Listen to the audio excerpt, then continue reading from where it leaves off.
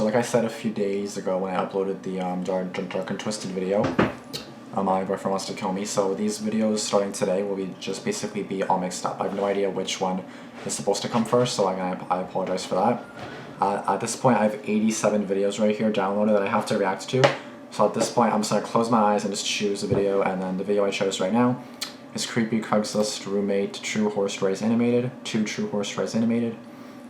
So obviously I have a lot of videos to do, so of course I'm just going to do it like that, just by like randomly selecting. So this video could have just came out two days ago, it could have came out 2 months ago, I have no idea. So this is just how it's going to be, until I get this all sorted out once again, or until these videos are all caught up, then I can hopefully start doing everything in order again. But until then, I gotta get rid of these 87 videos, and it's probably going to take a lot of hours of filming, so of course I'll try to manage the best I can with school and stuff as well, of course, but I seem to be pretty on top of school like I was last year, so I'm just going to try to stay on that, and that'll be good for the videos as well, right? So as long as that continues, then I will be good for YouTube. So what am I doing? This video is about 9 minutes and 38 seconds long. So again, Creepy Craigslist Roommate. So I assume that they met a person off Craigslist and they're going to live with them. That's like the worst thing you can do. I mean, I miss these stories, so I'm just going to get into it. Let's go, guys. Hope it's loud enough. Narrated by Demon Creep. When I was 21, I transferred to a college in San Francisco. I had checked out a room for rent on Craigslist. Smart. It was in a really nice 2-bedroom apartment. It was cheap rent and close to campus, so it was the ideal spot. That's fair. The girl who lived there was 29, and her name was Beth. Okay, she was tall and wide, and she had jet black hair and wore pale makeup. Sus. She seemed nice, although a little quiet. I wonder why. But she seemed to like me and agreed to let me move in. So far, so good. Yeah, okay. My first night there, we went out for pizza. Creepy. And that's when I could tell that something was a little bit off with her. Yeah. Throughout dinner, she kept telling me how much I looked like Shia LaBeouf. Oh, God.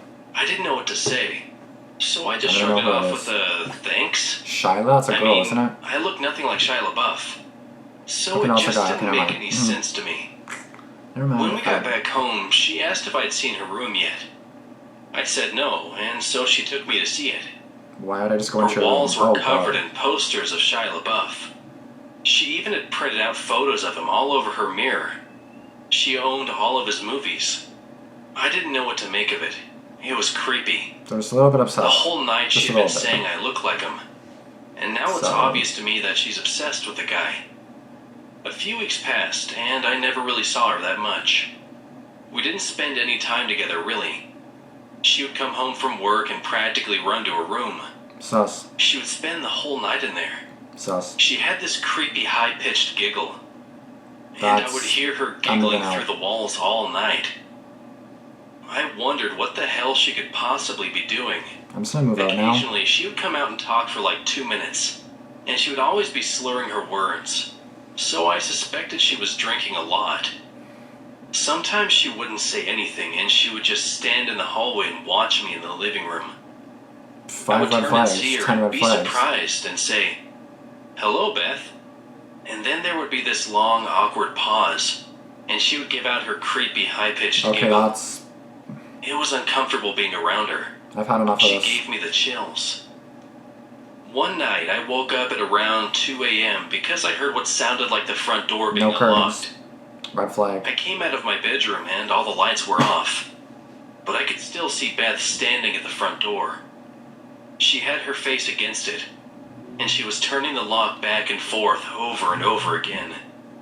And every time she turned the bolt, she mumbled my name. Max Barker. Max Barker.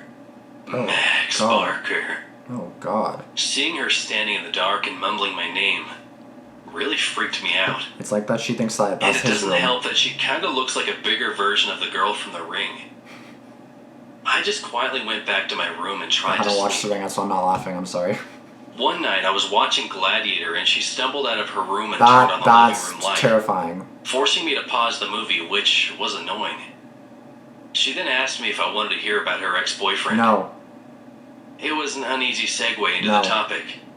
But I just said sure and then awkwardly sat back to listen to her. Yeah, I'm trying to watch a movie. 10 minutes into her Oh my story, God. and she was so riled up. She was screaming at the top of her lungs about their breakup. Okay. I was worried that the neighbors were going to call the cops. Yeah, right? And she wasn't listening to me when I was asking her to lower the volume. Chill, my dude. Amidst all of her screaming, one thing she said really freaked me out. She was in such a fit and yelled, "I'll slit his fucking throat." That was a big game changer.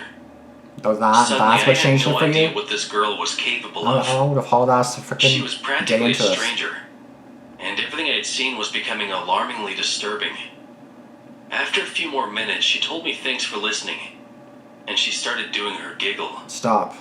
I got out of there Stop. pretty fast, and went to my room to go to sleep. Like, please just stop. I had a pretty unsettled feeling about being in the house with her. Now, what'd you And have? what's worse is that there was no lock on my bedroom door. I pushed the edge of my dresser in front of it Good call. to act as a little barricade. Good call. I woke up in the middle of the night Close to the the- sound of my dresser scraping against the floor. Beth was pushing the door open. I'm probably saying your name, I right? turned on my light, shouting at her to stop. I could see her through the opening of the That's door. fucking She petrifying. was so drunk That's and had this petrifying as insane hell. look in her eyes. I pushed the door closed and yelled at her to go to bed. I could hear her walk back to her room, but I couldn't fall back asleep. The next morning when I went out into the hallway, my heart dropped.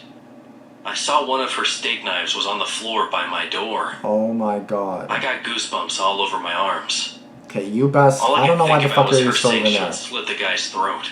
True. I confronted her about it, and she said she didn't remember trying to push my door open. Yeah, okay. She said she didn't even remember telling me about her ex. I had enough. My lease was month to month, so I found a new spot and moved out. About a month after I moved out, she contacted me. Oh my God. I was at the movies and my phone was off. When I got out, I turned my phone on, A million messages? and to my shock, I received 40 plus text messages that she had sent me over the past 2 hours. Oh my God, what now? They were all just insane texts that ranged from everything between, "Hi, how are you?" to, "I fucking hate you." It was insane. I didn't respond, and I never heard from her again. My God. I always wonder if I hadn't set my dresser in front of my door. Would she have quietly come into my Holy room shit, and slit my that's throat? actually giving me goosebumps. That's actually terrifying. It freaks like, me just to out. see that shit, that's fucking terrifying. Jesus. It took him way too long to freaking do that shit. Like, I would have been out. I am not one to have a Skinwalker. great memory. Most things from my childhood I tend to forget, but this little event I could never forget. So it starts off in Texas at a relative's farm. Okay. At least 14 years back during the summer. My family and I 14 were years. just starting to move, and since my brother and I were kind of small, and not exactly helpful with moving stuff like furniture, we had to stay with our aunt, who is my dad's sister, and my uncle, who recently married my aunts and their son. Okay. I was around 6 years old and my cousin was 12. My brother was 14. The three of us used to help out with many of the animals that were at the farms to waste time, but whenever our aunts and uncles say they didn't need our help, we would run off and do our own thing. Which, in other words, meant going out with our slingshots.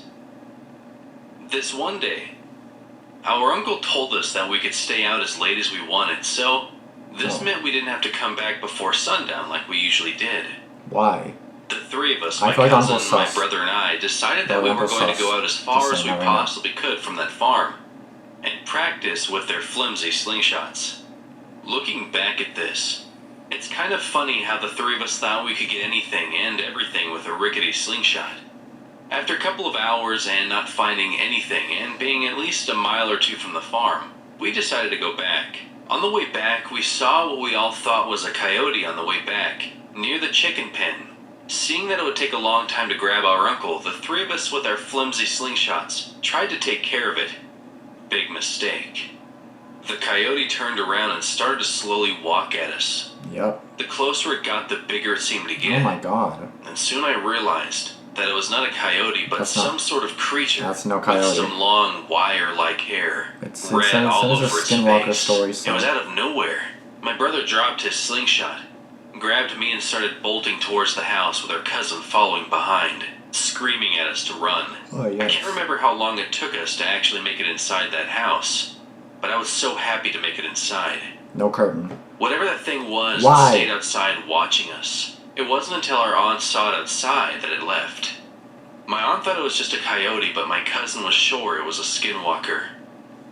Our uncle sided with him on whatever it was. My uncle was a Navajo and didn't joke about this stuff, but my brother, A my aunt and Navajo? I weren't. The hell's a My Navajo? cousin who grew up learning about these legends kept telling him that it was a skinwalker until he was bawling his eyes out.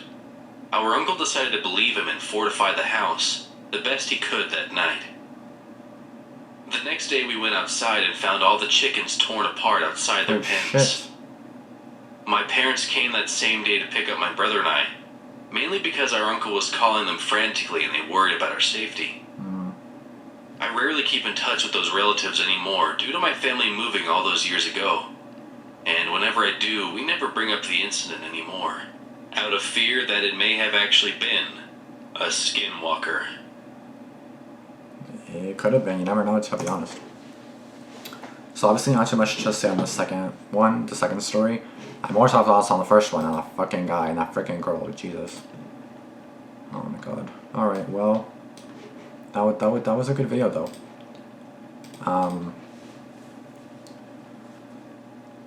I don't know. I just don't know.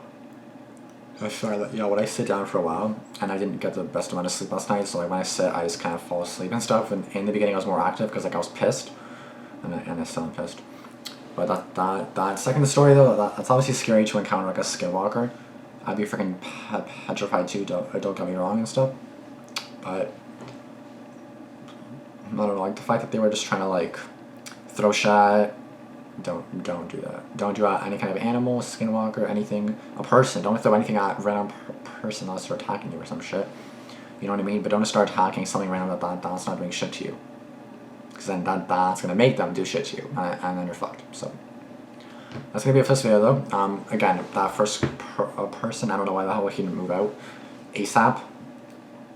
I get it's like a month lease. Of course, I haven't moved out, so I have no idea how that shit works. If you can't leave before your 1 month lease or whatever. So I don't know exactly how that works and stuff like that, or if you have to pay if you leave early. I don't know, but I would have gone the fuck out of there ASAP, or told the landlord at least, okay, this girl's a psycho. Can she get the fuck out of this place? Bye bye. I want to slit his throat. Oh, and then find a knife right behind the door. How convincing! How freaking great! Anyway, that's gonna be it. Thank you guys for watching. Thanks for watching my little rant there. If you have any thoughts on this video, let me know in the comments below. And that's gonna be it. I'll see you guys in the next one. Peace out. Thanks for watching.